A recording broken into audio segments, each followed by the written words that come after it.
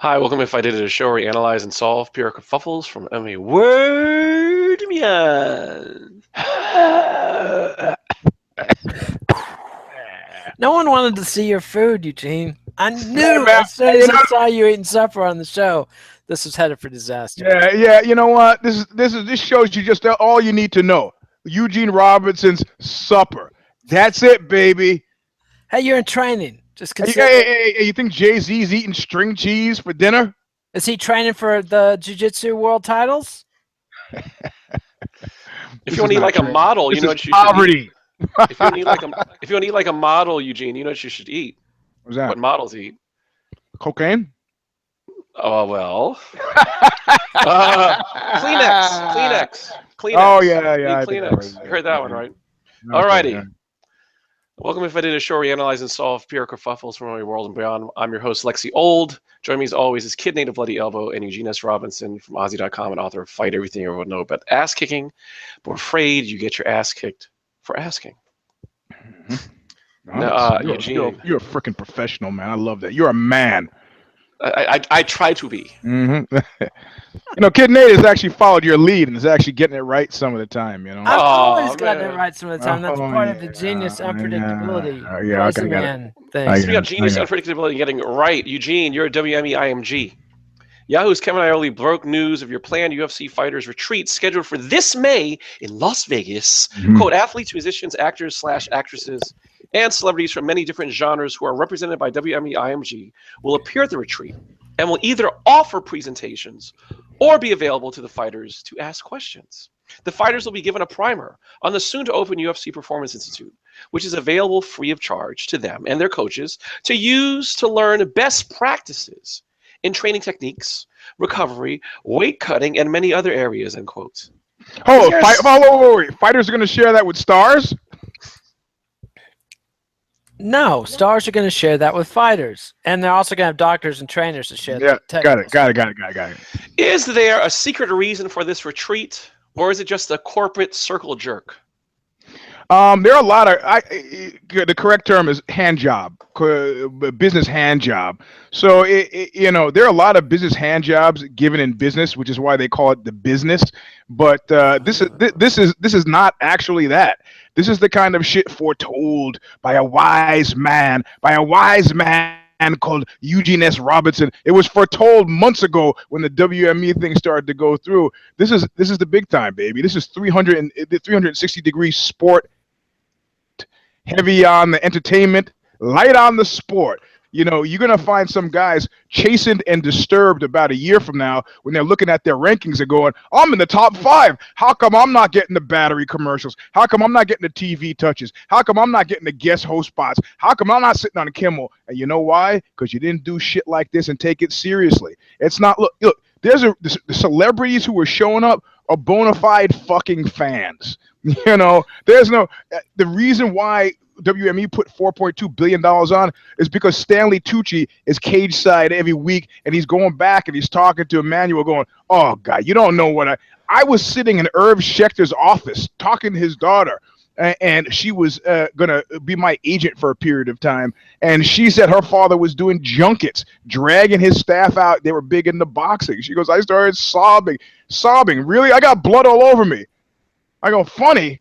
From my seat, I never get blood on me. Where were you sitting? Right on the apron, baby. Right on the apron. So, it was terrible. She never went again. But this was a long-standing thing. They say, what is it? Sincerity is everything. Once you can fake that, you got it made. I wanted to start a company once called Damage Inc. That's back when I thought I could rip off Metallica like they had ripped me off. And I wanted to take guys I knew from the gym, fighters, and I wanted to start a talent agency.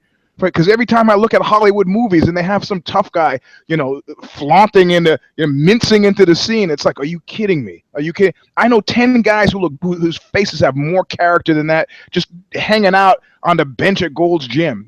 So I of course that like this old Saturday Night Live skit. That's something else I'm never gonna do. Never did it, but it's still a good idea, and that's exactly what WME has bought themselves.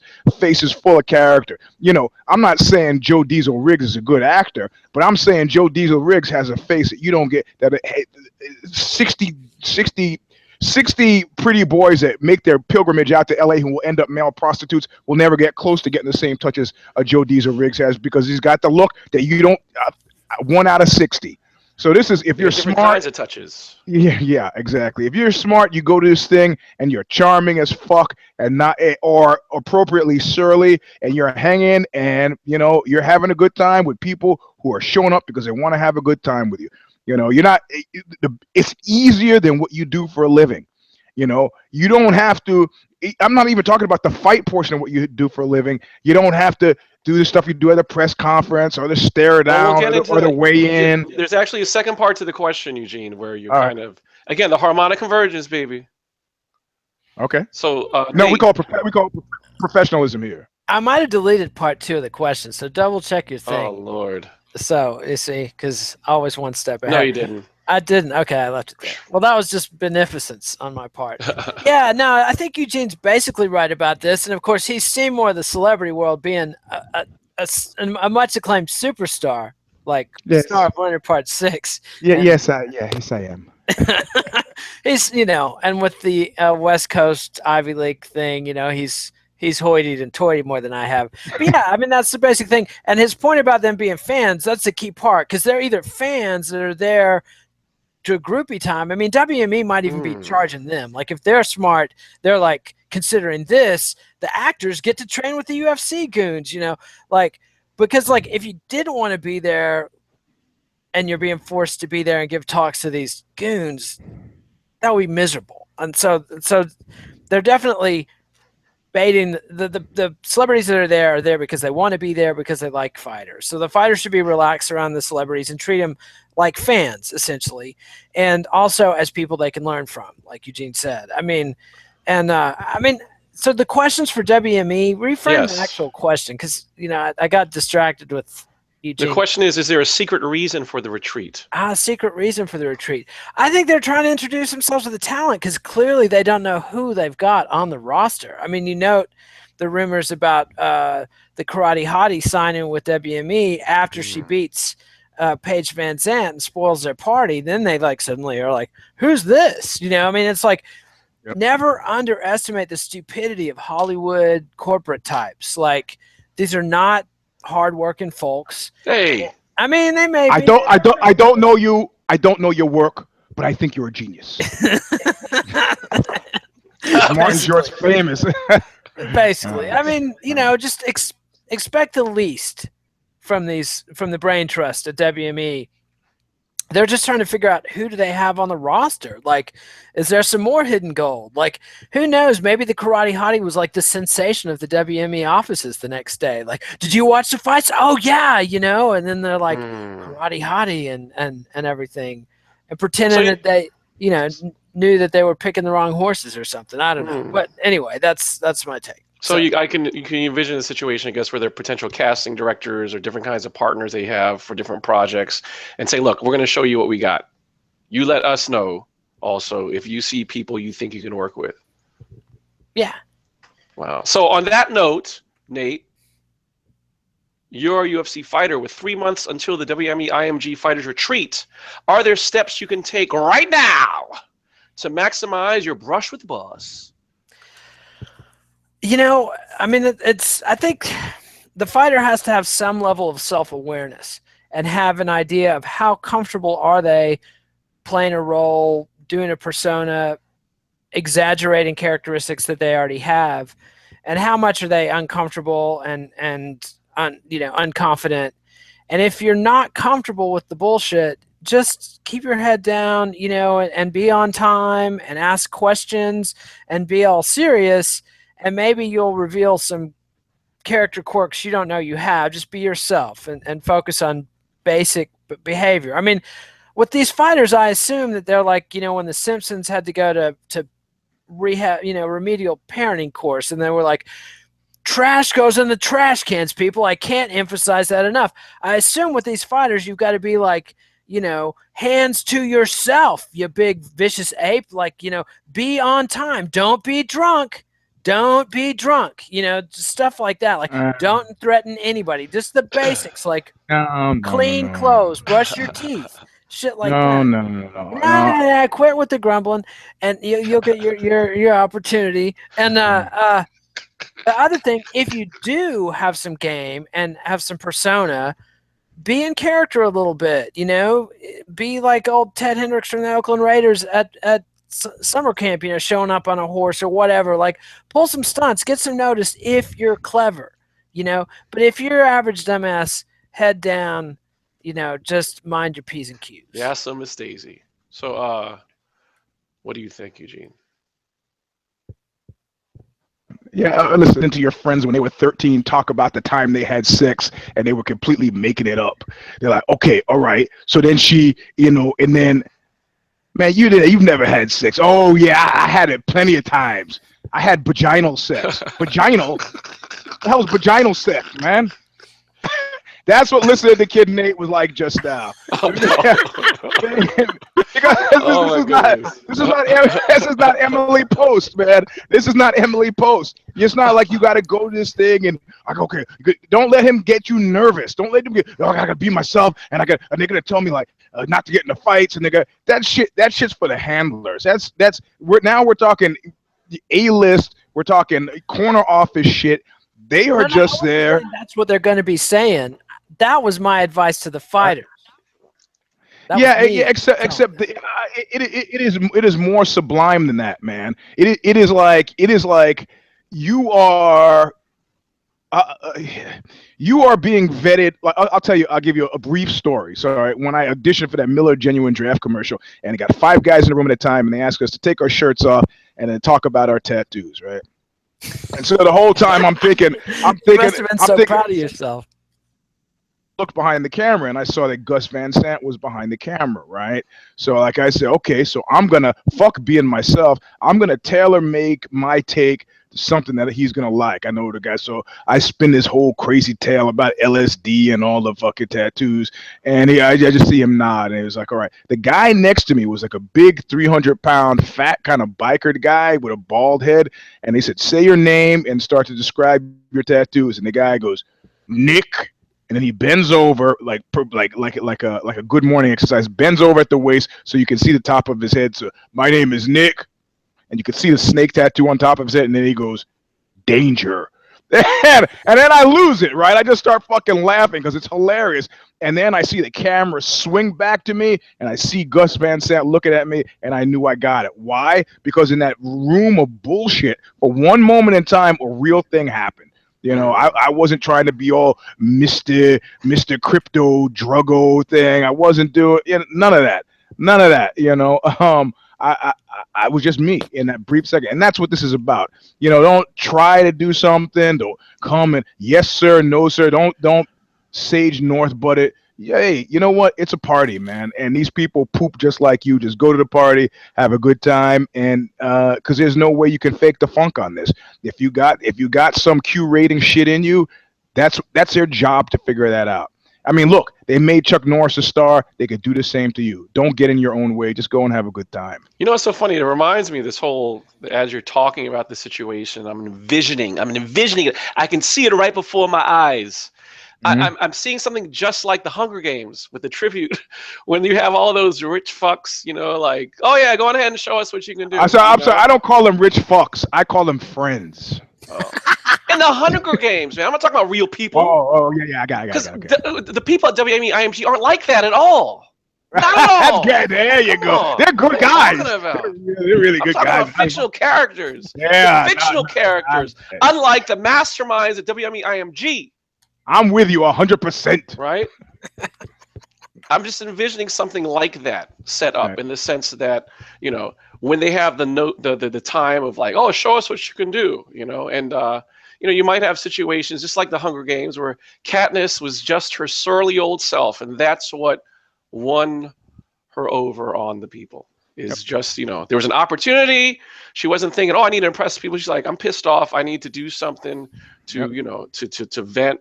And she did something that was seen as delightful. But, you know, I can see as soon as I said that, someone saying, pissed off and vent. Punch a motherfucker in the face.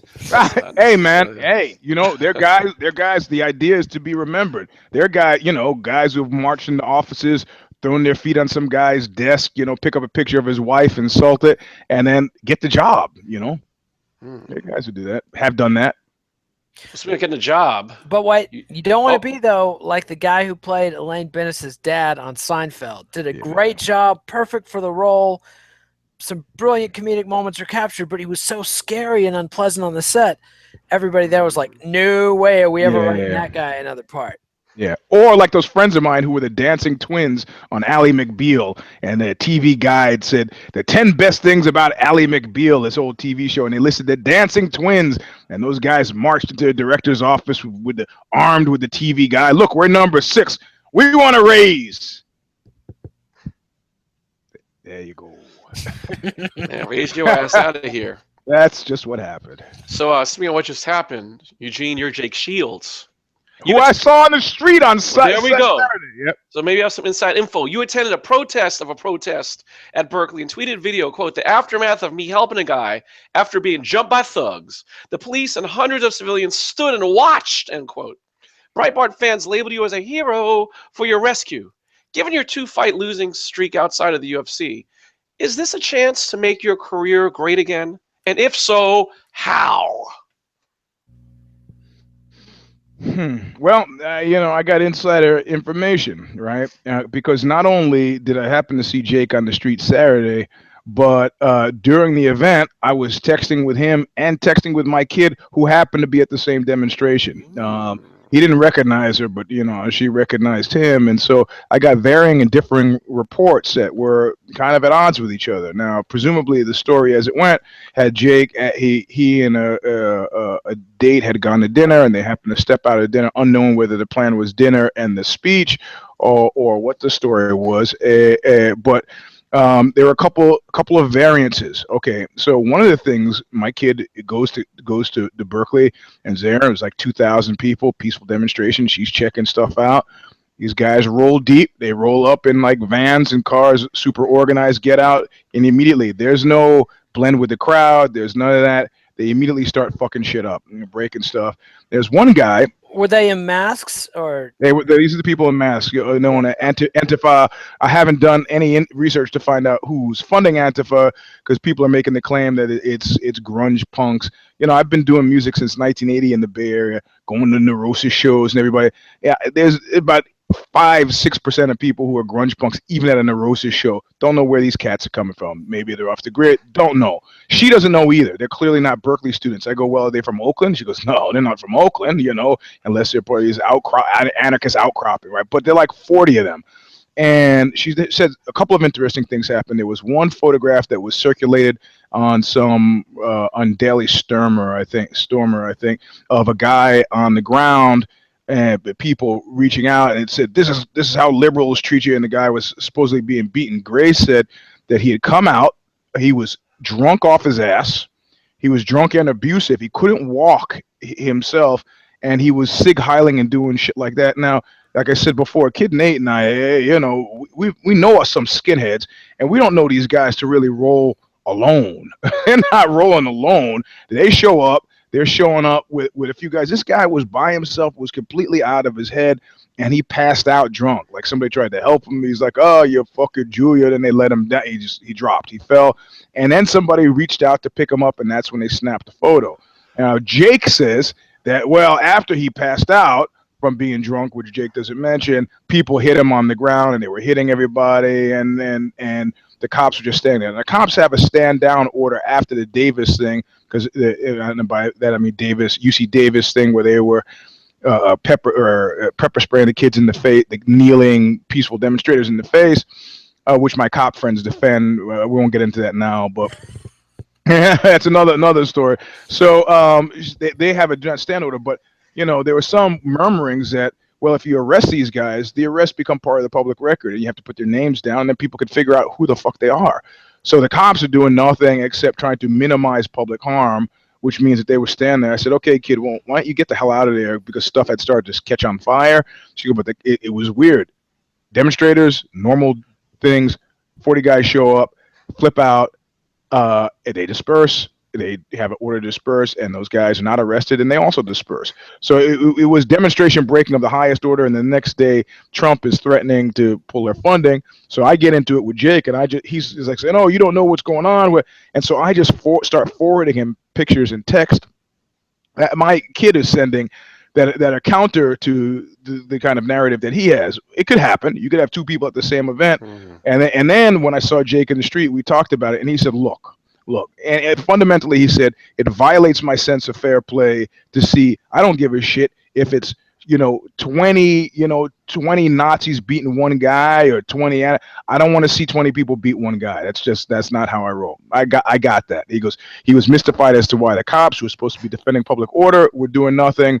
And, he inspired by this, this is madness. I got to stop. He pulled the guy off. Then he got political. Then he said, listen, I'm a free speech guy. And that guy, the gay, he said, who's a Nazi? Who's a Nazi? Who should we beat up? This guy is a gay Jewish, essentially he called Milos Yiannopoulos, called him a troll. I said, well, you guys have done more to give him press than if you had just ignored him and let him speak. And I go, yeah, HarperCollins marketing, baby. He goes, no, I don't believe that. This was pretty spontaneous. I don't really believe in that kind of spontaneity. But Jake said, at the base level, I don't want to see somebody. And then, of course, Milo got a hold of it, tweets it out. And then Breitbart tweets it. And then it's like, then Daily Sturmer's making fun of Milo, but they're praising Jake. So there's a stumble, like there was with the Vegetarian Times when they found out that Jake was a vegetarian. There's a stumble to claim, a tough guy who's playing against type, but that's not. I mean, Dana got on the stage, the Baldwin got on the stage with Donald Trump at the RNC convention, Republican National Convention. So is this a smart business move for a guy whose phone maybe doesn't ring as often as it used to? Fucking genius. Was it contrived as such? Don't know. I mean, a lot of stuff that's really genius. He was the right guy at the right time in the right place. So he should take advantage of it. Why not? Absolutely, positively. And it's to character. And I'm not saying even if it's sort of contrived, I'm not saying it's not to a character born, because I guarantee you, native New Yorker Eugene Robinson, if he's sitting in a restaurant and some guy's getting beaten out in front, right in where I'm like, waiter, could you close these curtains, please? I stick my neck out for no one. I mean, it violates my sense of fair play too, but there's clear.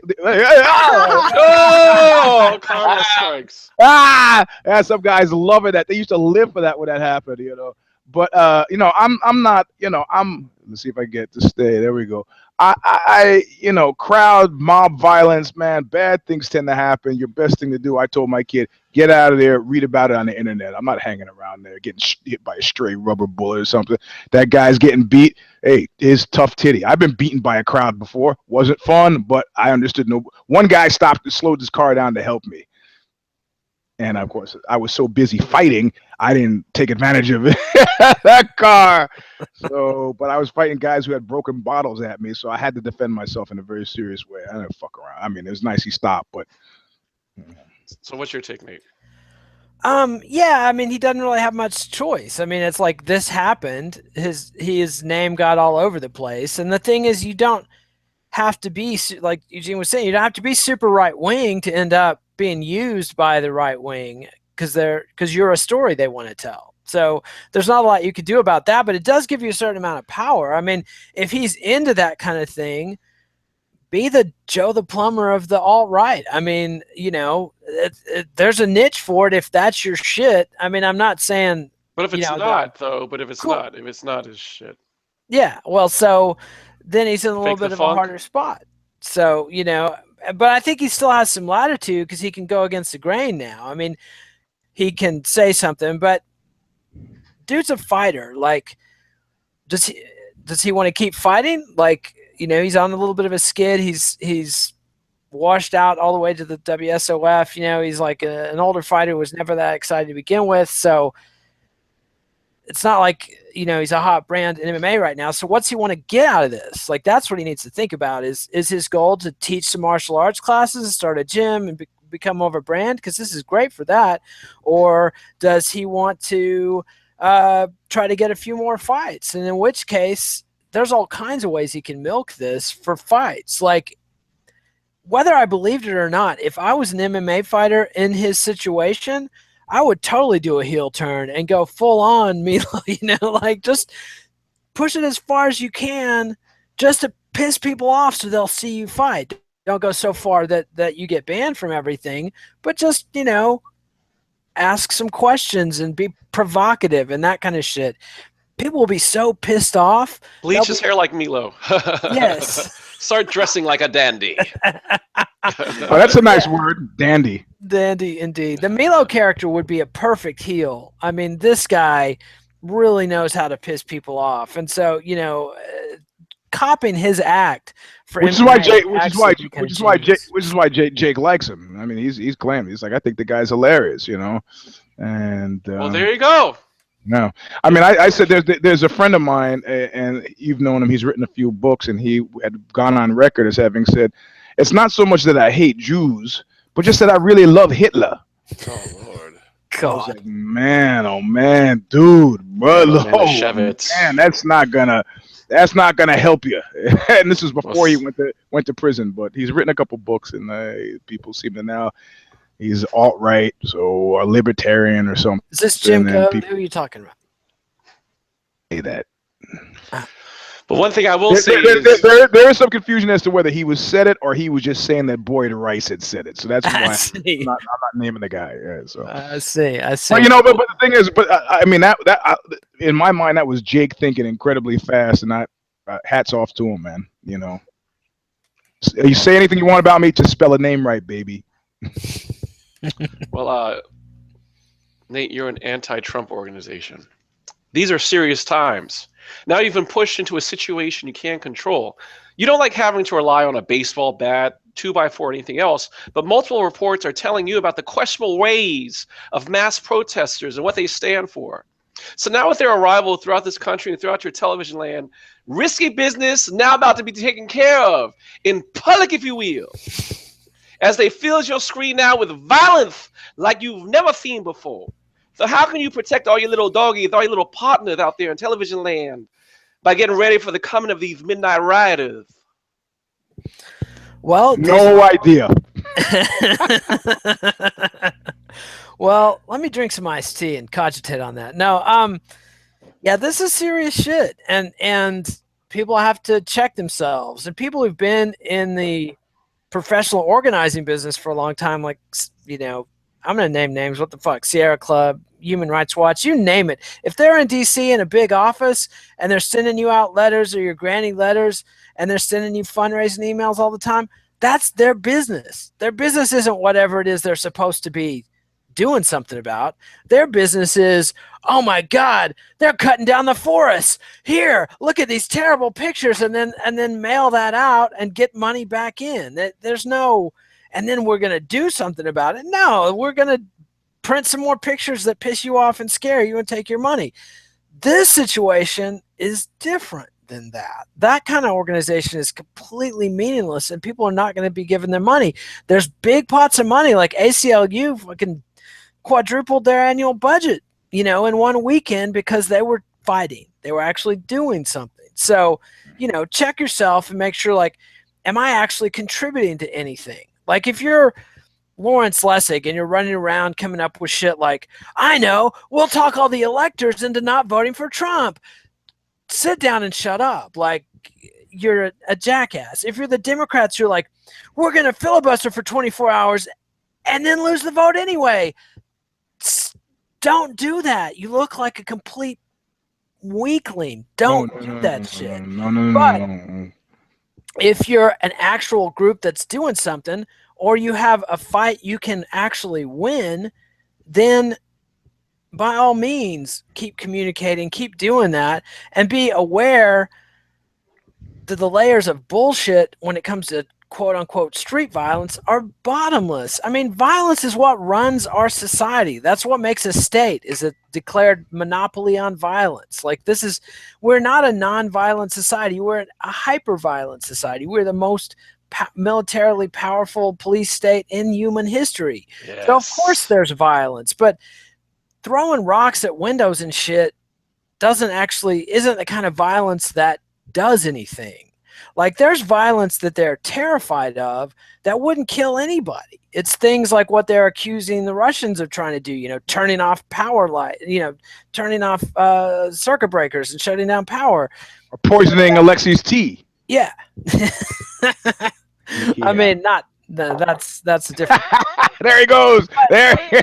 There's all kinds of violence, and Alexei's there's all kinds of protests, and you just need to think through, what are you trying to do, and what's the likely response to this, to our action. If we're going to stop traffic, be prepared for police to come. Like, if you're the folks trying to block the pipeline, you win a big fight, and then everybody sort of goes away. I mean, Ronda Rousey comes and delivers water or whatever, but they just rolled those folks the other night, and nobody gave a shit. And Trump's going through, like, if you're in that spot, no one to cut your losses, because there's no point in just taking beatings and water cannonings for nothing. I mean, if you're going to do that, you want to have people's attention while you're getting jacked. And also, watch for undercover cops. Don't believe anything you read.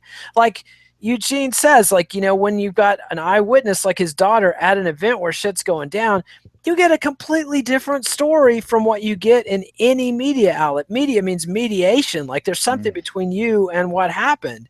And you almost never see any kind of media that actually gets to the complicated nuance of what was actually going on. Sometimes in court transcripts, you get close to the truth, but, don't fall for this shit that, I mean, the Republican administration has an incentive to play up the violence of the protests. I mean, they're saying that George Soros is paying these protesters. I mean, Democrats and liberals barely pay the people that actually do shit for them. Like, they're not passing out money to protesters. That's completely ridiculous, but that's the kind of shit that's getting out there. And Trump is dying to start passing these laws that are going on in some of these states, like I think it was Wisconsin or Minnesota, where they floated the idea of a law that would make it legal to run down protesters with your car. Well, if they're blocking traffic, it's okay to run them down. I mean, boom, this is completely vile insanity, and Trump is dying to have an excuse to pass shit like that. So, just be very alert to what you're doing. Yeah, I like that idea, the whole be prepared kind of idea. There's one thing I disagree with, though. I don't think that I was driving home just now talking about the Democratic filibuster and talking 24 hours, and they're going to do it again for sessions. And I actually found myself saying, thank God, finally the Democrats are, because the way the system worked before is that you had two people at a table, and one was going to be slightly unreasonable and one was going to be slightly accommodating. I mean, this is Obama's big major stumble. One of us has to be the adult in the room. I'm going to be the adult in the room and inspire through example. I will try to affect a rapprochement with the Republicans, and they're going to be perfectly reasonable when they see the wisdom of the position I've laid out. And the Republicans rush in like a bunch of fucking non-human primates, throw shit, piss, fuck each other, and leave. I mean, and Obama's sitting there, with an office looking like a monkey cage. You're like, what just happened? Now I'm gonna try it again and again and again. And even tonight on NPR, as I listen to the radio, they say, well, the interviewer says, oh, are we going to be hypocrites and do the same? Are Democrats going to be now hypocrites and do the same thing and the person talking actually fell for the okie doke and said, oh, no, we have to make this thing work. We have to be better. They go, why? Why? There's a point at which when you're at the bar stool, you're eating your peanuts, where you have a certain amount of forbearance, where you kind of go, yeah, okay. And there's a point at which you go, that's it. The line has been crossed, and so I go right back to the bad brains for this. We will not. I think filibustering for a long enough time so that you get a little bit of media glimmer, a little bit of media glow is worthwhile. I think throwing a window through a rock through the window of a Starbucks, pretty worthless, outside of the fact that you have how many pikas of newsprint do you eat up with something like that? It's all about the pikas of newsprint, which for those of you under a certain age, that used to be the unit of measurement of of amount of newsprint came in from the hot press when they used to actually set press before they printed your newspaper. So I think that there are ways to resist that are effective, which is mirroring what Nate said. But I am much more expansive with just the idea of the Bartleby Scrivener. So I'm not. No, not like the federal judge who goes, you know what, I'm going to suspend this order because it doesn't make any sense to me. And Trump is like, oh, that judge doesn't know whatever. Jack, guess what? 3 branches. Judicial. Fuck off. I will not. I prefer not is what Bartleby's line was. I prefer not to. I prefer not to. Yeah, and my point, I don't want to get me wrong. I'm all for the Democrats being unreasonable, but they should have been unanimous on every nominee. They should all have voted against every nominee just to show, hey, this is a bargaining position. Like you don't get like Mark Warner like out there like trying to pick which guy he's going to endorse. You don't want any of that shit. You want a united front, and you're like, look, it's not that I'm being an asshole and an obstructionist. We are a party, and we are trading, horse trading. We're setting ourselves up to horse trade here. I'm not just being blind. Obscure, I'm not just being an obstructionist. I'm literally setting myself up to say, look, we're going to play prevent defense on every one of your assholes, and we're going to come for somebody like DeVos hard, and not the way they did. Like, to really, I mean, they let the Republicans like have this catch and release thing because they're real sophisticated with it. They did the math. Here's what we need to win. So we've got 2 extra votes. Who are the most vulnerable senators on this issue in our caucus? Collins and Murkowski, whoever the other one was. They're like, you two, you can vote against them. That's cool. And the Democrats never think that way. And so they're like, oh my gosh, we got 2 Republicans. Keep phone calling your senator and go after him. No, I mean, what you need to do is pick one asshole. If they're going to make it so that there's, 1 senator, pick like 3 of them and spend a ton of money advertising in their state and on Facebook about what assholes they are if they vote for DeVos, and really, really, really make that hurt and make it all about these, very specific senators and try to pick off the herd instead of just like essentially having no plan beyond, oh my goodness, we're going to filibuster a little bit. I mean, the impotence of the Democratic caucus is just epic. Well, not really. I think that I think the whole nation is like one of those guys who go, oh, what would be a good idea if we take those old skis and screw them onto the bottom of the chair and then sit in that chair and go down the mountain. There's always some guy like that, and it's fun for the first 5 seconds. But then after that, things get pretty dicey. And I think that chaos rider like he is, I think Trump is, again, it goes back to true believer, cynical opportunist. I was not sure with him, but we're not going to level off into a kind of comfortable day to day. This chaos is going to be a perpetual feature of this fucking administration. Yeah. I guarantee you the guy is going 27 minutes, 3 minutes on commercials, 27 minutes, 3 minutes on commercials. And that's the name of the game, baby. So you have actually, the Democrats have been given a reprieve in that, okay, you didn't catch this fuck up cycle, but there'll be another fuck up cycle. And the idea is, like Nate says, be ready. Don't be sitting there like, I'm going to Mark Warnerize it. Fuck that. Be ready to do what you got to do, which is bad brains it. We will not. We're not. I'm not going to play along. Well, sorry. Being ready and playing along. My final offer is this: nothing. Well, you're going to have to play along with a new feature that we have. Crap accent question.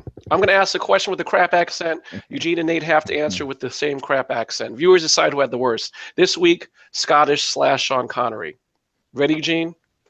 Ready. You're the National Basketball Association. Your rookie transition program, RTP, has been put on blast for incorporating sexual stereotypes and suspect scenarios, including semen-sucking jezebels, turkey basting their way to pregnancy and player pockets. Vocativ cited a source which suggests that, quote, essentializing women this way leads to seeing them as less than human and paves the path for violence, end quote. How do you handle this risky business, live and in public, if you will? That's no, I got to call foul here because Alexi's accent is so bad, he's automatically winning the contest. The fix is in. Okay, Eugene. You need boom, fucking Robinson for the win. One word, he blows it. That's it. Hold on. What you need? They come at you with a. Forget it. I think I won. What's your look? The reality of it is, what did I say on the old show? What did I say on the old show? I said it's Welsh. It's not Scottish. And I said the athlete who has the largest numbers of groupies happens to be the basketball player. These guys need help. They need all the help they can get. You can be public about it, because if you're not leaving with your condom, you're making a big mistake. All right, Nate, it's yours to lose. Gladys. That was sounding like a hockaloogie. bad Scottish accents in my day. This was the worst. All right. Yeah. I mean, at some point in Eugene. Hey, fucking accent. Hey, I did my accent. Like, this is I didn't even hear it. Accent. This is how bad my accent is. I'm not even doing it. Next question. You're Omarosa. Nate, Communications Director for the White House Office of Public Liaison. The blacks don't seem to like the Trump administration's Black History Month activities. Vice President Mike Pence. Look. If Frederick Douglass doesn't like it, he can just go back to fucking Africa. Vice President Mike Pence mixed up the month with Freedom Day and celebrated a white man instead of any historically relevant black Americans. President Donald Trump referred to Frederick Douglass as, quote, an example of somebody who's done an amazing job and is being recognized more and more, I notice, end quote, at a Black History Month listening session you organized. With the Washington Post whipping out a 2015 quote where you claim, quote, I'm a diehard Democrat, come on. I've got a Hillary Clinton tattooed on my left arm, end quote. If you're not Sally Yates slow-riding Trump, how do you make amends? You picked your side here, so stick with the Trump. You can't switch parties twice. And,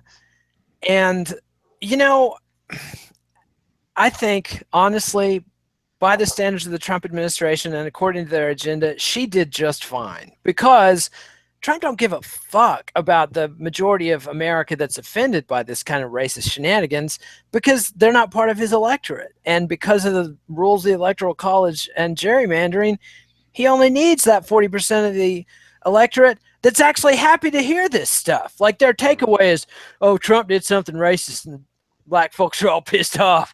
Good. He's showing them. Yeah. I love it. I'm just loving it. Yeah. So that's, I mean, as far as like doing her job better, I mean, you know how many sitting black Republicans there are in this country? Did you know there's like a Republican senator from the South in Congress right now? There hasn't been one of those in like 170 years. And so what about J.C. Watts? He was a congressman from Oklahoma, which is sort of the Midwest, and he's not a senator. And what about J.C. Watts? Like, he's been out of the game for a couple of years, but I'm sure he's fucking available to do a breakfast with the president. Like, there's a whole roster of African-American Republicans they could have featured, if they'd wanted to. The whole thing just looked and showed them to be amazingly racist. But I don't think it matters. They're not evaluating her by how much of a fiasco, except in one aspect, which I'll get to in the heel turn. So, it reminds me of that great line. There were a couple of great lines when they asked Willard. They said when Kurtz asked Willard, "Do you think there's a method to my madness?" And he says, "I don't see that there's any method at all." I think we are taking the Trump people. Well, I think we're taking them about as seriously as you need to take somebody who's got access to nuclear weapons. But I think philosophically that there is no plan. There is no plan. Like the guy who's shooting off in the dark by the Dulong Bridge, and he goes, "Hey, who's in charge here?" The guy goes, "Ain't you?" There's no, now he finally pushed back. I'd like to think it was my repeated tweets of the picture of him sitting on Steve Bannon's leg like a ventriloquist dummy. Who's the big boy now? I'm the big boy now. That he's now been bristling about the suggestions that Bannon is his rove, which didn't nearly bother George W. that much, but apparently bugs him and will result in probably some sort of curtailment for Bannon if he's not fleet on his feet. But I think with something like this, it's like, there is no there. There's no plan. There's nothing. Now, I imagine trucks are being backed up and being loaded out. I think that's something that they never lose sight of. But I don't think there's any real clear cut plan outside of out and out robbery and this weird, not so weird love for Vladimir Putin. Well, that brings us to our teachable moment. Nate, your Tesla CEO, Elon Musk. Uber CEO Travis Kalanick resigned from President Trump's Economic Advisory Council after his company bungled the Muslim ban transit boycott and lost more than 200,000 customers. You, on the other hand, are staying on, forcing the, quote, travel ban and climate change on the meeting agenda. You tweeted, quote, I believe this is doing good, so we'll remain on the council and keep at it. Doing otherwise would be wrong, end quote. A day later, you doubled down, tweeting, activists should be pushing for more moderates to advise president, not fewer. How could having only extremists advise him possibly be good, end quote. What lessons, if any, have you learned from Uber's internal and external kerfuffles? Well, I mean, the big difference between Musk and Uber is Uber has worked very diligently to establish a brand name of complete assholes. And their antics during the whole travel ban protest showed them to still be complete assholes. So Musk has got a very different brand, which is, boy genius who's doing cool stuff and making the world a better place. And people love to drive Teslas and they love hearing about his, Hyperloop this and Mars landing that, and every once in a while, underground tunnels. Yeah, that's the Hyperloop thing, I think. Yeah. But he's every once in a while he produces something tangible that seems to work.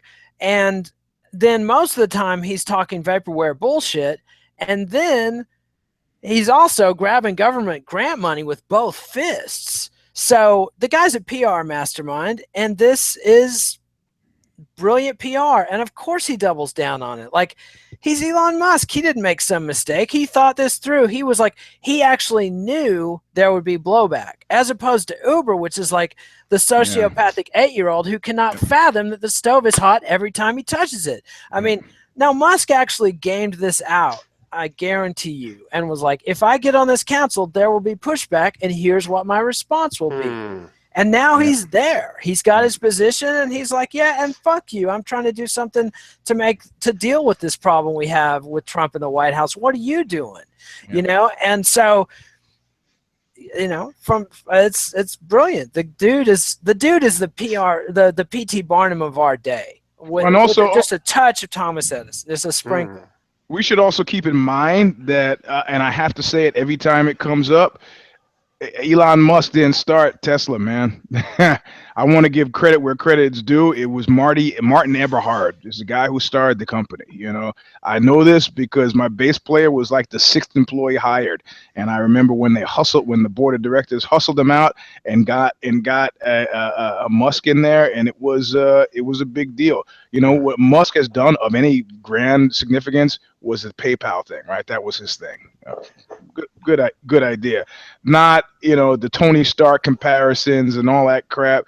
I think they're kind of a little poorly placed. Outside of marrying the same, C-level actress, celebrity, celeb thing, and then divorcing and then marrying again, I don't know that he's done anything except flap his gums and run his landing the other week was actually, the rocket landing they did was actually pretty impressive. I mean, I pay some attention to people who geek out on that shit, and the geeks were impressed with that. So that's what I meant with, like, every once in a blue moon he actually produces or puts his name on something that's actually real. I mean, he's not actually doing any of the math here. Nobody thinks that. Like, I mean, Wozniak built the Apple, not Jobs. I mean, well, my guy said he said refugees taking everything. He said at first he didn't like him, but he said he's like one of those cats, like what do you like, ADD genius, kind of guy. So he's, no social skills, no real. So, you spend 5 minutes with a guy like that, you realize resistance is futile. Complaining to a guy like that, it's like, what? I mean, this is the spirit that made the Valley great. These kind of engineer type, Asperger type cats. And so I think he was given a bye where others wouldn't have been. Whereas what you say about Uber, man, this has been a fraternity house. This is not the first time those guys have gotten stumbled into some fucking mess where they, I don't know if you remember, was it 2 years ago where they got their emails and the guys were like, yeah, we're going to go bone some chick. I was like, come on, man, you're a freaking CEO. Stop it. Stop it. Like, I know a guy who, when he found out that I had taken Lyft, when he goes, anybody who takes, he compared like Quizlings and Vichy government to anybody who take, okay, I gotta say, I'm open. What should I take? And the guy goes, take Flywheel. That's not a non-union, and there are a couple of other ride-sharing things that are like non-union busting, actually give a shit about the planet and the people that work for them. So, I'm not saying yellow cab. Those guys dug their own grave where I had to like run to the fronts of hotels to catch a cab in New York, so they wouldn't think I was going to jack them. Yeah, exactly. Yep. So they lost me there, but yeah, and I think Nate's right on this one. Oh, right. Let's bring on the heel turn. Well, this week's heel turn, the cuck for Trump of the maybe ever. I've been over gaming this, like so many people have. You assume there's some guiding intelligence behind the Trump administration. There is a cunningness, but I think Eugene's right that there's no master plan. I do think Bannon has a plan, and to the extent Bannon can control things, Bannon has plans, but there's a traitor in the ranks deep inside the White House that's letting the MSN into their camps. Like, they don't actually need the media. They've beaten the corporate media just to get elected. And their electorate doesn't even believe anything that comes out of the corporate media. I mean, it could say sky is blue, sun is yellow. They'd be like, oh, look at this fake news bullshit. I don't need the corporate media to tell me what's fake news. Like, they don't need these people at all. And yet somebody deep within the councils of Trump can't take his eyes off the fucking TV. Saturday Night Live does not mean shit, does not mean fuck all to the chances of a Trump re-election and a massive realignment of the nation's politics. But if Trump's paying attention to it and thinking about firing people because he's watching Saturday Night Live and getting upset, game over, man. Like, all Saturday Night Live's making fun of them, right? Isn't that what it is, right? Yeah, it's partly making fun of him, but also he's reading the press and he's watching the news when they talk about Bannon and seeing this stuff and getting all jittery and paranoid. He should be turning that shit off, but that's the problem. That's why he's not. There's no chance of him doing it. And the thing is, it was his mastery of those and his obsession with media that gave him such mastery of them during the campaign. And so it's this thing, like, there's no way he would have gotten where he is if he had the ability to turn it off. He's intuitively obsessed with this stuff, and that's his big vulnerability, and that's what's going to fuck him. If he starts blinking and gets caught in a hall of mirrors of reflexively, acting based on what the media is saying, he is sunk, man. I mean, he is toast. If he were to listen to Bannon and just go full steam ahead and ignore those clowns because they do not matter for him and his electorate, then he has a much better chance. I'm not saying he's got extremely long odds of having a successful turn no matter what he does, but he's at least got some chance. But if he's staring at Saturday Night Live and watching the cable news shows and letting that affect his moves, dude's toast. Man, speaking about toast. Yeah, there was some battalion. There was some textbook. I mean, Kid Nate and I on this Care Don't Care this past week, it was slim pickings, and Kid was he was feeling a lot more generous than I was. He had 5 picks on the card. I mean, he was really just kind of like just trying to not be like a nattering nabob of negativity. And I had 3 on the card, but it was a distinguishing 100-foot cliff dive into total lost battalionage, exercised by none other than Mr. Bermudez. Mr. Who's? What's? I'm sorry, what? Huh? Huh? What? Yeah. Huh? Oh, yeah. hey, ain't you that guy? What used to be a fighter when I and he sits there and it's like the excuse making, the dilatory, the I do well he's happy. He's kind of range and I could have no. You're geeked and you're fucking finished and you're in the in the mist. Now you're in that place like Stranger Things when all of a sudden you see the snowflakes. There's no snow. That's where you are. The mist encroaches, and somebody sent me a link. I was like, I watched the first bit of post fight presser, and I was like, that's all right. And I went about my business because I wasn't that geeked. He lost. It was my pick. Whatever. He did what I kind of sort of secretly suspected he would do. And somebody sent me that Lost Battalion clip moment. That, like, they isolated like the Zapruder film. They gave me like the 5-6 seconds where he just, and I was like, man, that was misty. He's out there, and then just when I think that couldn't be topped, I got to go back to and again, I hate to come back to this, but with the WME thing, somebody said, like, look at this thing, and there's a commercial where he's a Viking. Have you seen this? Chris Weidman? I have not. All right, so it's some video game where he's playing a Viking. I am a Viking, and he's screaming, and he's advertising the game, and he's like, and they're like, former. And I was like, first of all, if you're a fighter and you have been listening to us for the past 6 months, you should be like, God damn, Eugene is right. He's doing TV commercials for video games, right? And unlike the bald ones days where I think they like to attach portions of your, like, I know for sure that was the AKA John Fitch beef over the video game likeness image where they were trying to attest to get hands on the royalties. I think with WME's version, it's like Screen Actor Guild shit. Keep your royalties. Good luck to you. I'm just happy that you're getting work, right? So, he's doing his commercial, and the commercial is he's based on his statement before, he's talking about his connections to being a Viking and warrior life and living, and this is what it's all about to win. I was like, what? How the fuck do you know? Are you kidding me? This is the same guy who said the old me is coming back. Now, I could be standing here with egg on my face when he wins his next fight, but you and I both know that's unlikely to happen. Junior Dos Santos, people would make the claim that dude's out of the mist. I don't make that claim.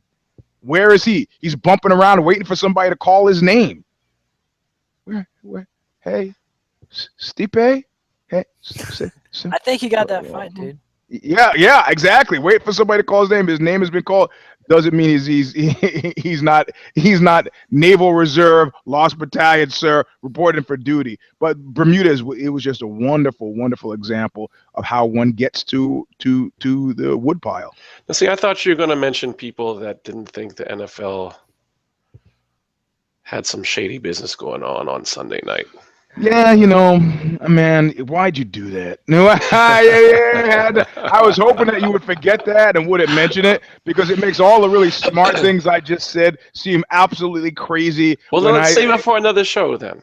Yeah, I mean, because, I know one guy I work with, his mother, he calls us, Mama, did you see that? And she goes, it's rigged. And he's like, my mother's crazy. I go, your mother's smart. Come on. Why inexplicably the Atlanta Falcons didn't use their running game? Oh, inexplicably, huh? It's funny. Just can't explain that, can you? I gotta horn in on the Lost Battalion thing. I'm calling Eugene's obsession with Chris Weidman and the Lost Battalion. I'm saying it's gone beyond simple analysis into obsession. I wouldn't mention it, but some people send me Chris Weidman links. I'm watching this link with him holding the talk about him. He's like, yes, I'm a Viking, and the guy is this video character is holding a staff, and he's doing a Viker, and he's screaming. It's like, hey, man, hey, Jack. See, those aren't lights. That's mist. You just fell into it again. All I had to do was say Chris Weidman, and you told the same story you just told again. You're completely like, you must lay awake at night thinking? And I'm going to quote Tony. I'm going to quote Tony Montana and go, "We could keep this up all day." The reality is, anybody who invokes the specter of Chris Weidman also finds it. It's like that. Like I used to joke with a buddy, like, "Man, my life is lived in a fucking hole." And he's like, "You know what? You know what's funny about that hole? You know, before you fell in that hole, you walked to the edge of that hole and you saw another guy in that hole, and then you said to that guy, 'How'd you get in the hole?' And the guy said, 'Well, I grabbed that branch.' And then you go, 'Oh, you mean this branch right here?' 'Yeah.' And then what did you do?' 'Well, then I grabbed the other branch.' 'Oh, like this?' 'Yeah, just like that.' 'And then I jumped up and down.' 'You mean like this?' 'Yeah.' And then the guy's in the hole next to you, because that's how I fucking got in the hole. That's life, you know." I mean, I was talking about marriage at that time, and that was my parallel. Like, all the guys in the hole being guys who were previously married, but now I've got a more positive outlook on things. But you know, I mean, this is the Chris Weidman thing. Anybody who resents or rejects my Chris Weidman take is now with Chris Weidman by the woodpile. Oh, yes, it's like the Mark Twain story where they have the train ticket slogan, and it's so catchy and obsessive that if you get it in your head, you can't get it out of your head until you communicate it to somebody else and get them stuck with it. So the doom of Weidman. Yeah, see, he's completely insanely obsessed. I was also going to bring up his obsession with fight fixing and rigged games, but I'll let that stop go. it. But in bringing up the obsessions of Eugene, are you not obsessed, Nate? What? Yes. Yes. If you just left it with the Chris Weidman one, it'd be one thing. But it's like, and there's something else about Eugene. Let me tell you. it's a Godel Ischer Bach. That's what we got. Yeah. Oh my goodness. Thanks for joining us. Follow us on Twitter at Eugene S. Robinson, kid named Alexi Old. Please give us a thumbs up. Eugene. Ba-bing. Ba-bing. Oh, by the way, we can do Care Don't Care tomorrow morning.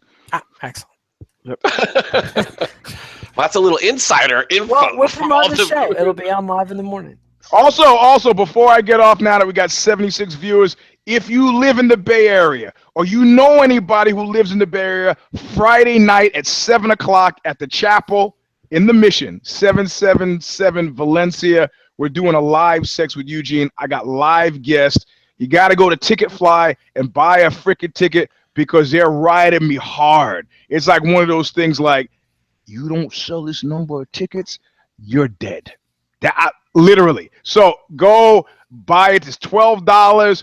If you're a fan of the show, if you're listening to the show, you text me and I get you into the VIP section because I know you had to put out $12. If you know somebody in the area or you're in the area, you got to come to this thing. You will not regret it. I guarantee you. And it's a free bar between 7:30 and 8. Oh. Leave comments on YouTube. Subscribe to MMANation.com, YouTube, and MMA Nation on iTunes. Visit Bloody Elbow. Read EugeneOzzy.com. Buy a ticket and watch the show. And be sure to check out all three of us on Amazon.com. We'll be back next week with another edition of If I Did It, and we don't know what we're going to be talking about because the PR mistakes have yet to be made.